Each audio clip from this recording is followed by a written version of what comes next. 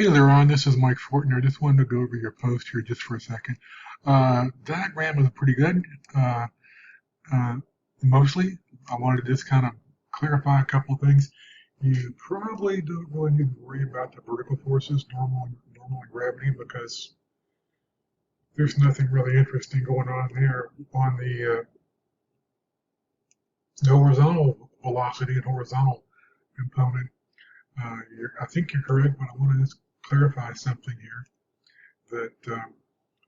We're going to assume, and I think you did assume, that the skateboarder is riding along horizontally at a more or less constant velocity because you say that the force on GP or on GF, I'm sorry, is equal to the force on FG, which means that force there sums out to zero. So there's no force there until he hits something, which I want to assume is where that arrow is, right there. At that arrow, when they hit something, that will still be true with the impact force on the skateboarder will equal to the impact force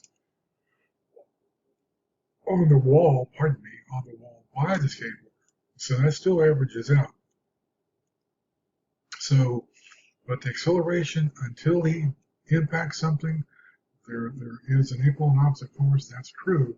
But it's not really very interesting because it's just riding along. So I hope I didn't overcomplicate that for you, but I wanted to point that out. If you got any questions, just text me and we can talk about it. But you did good on this.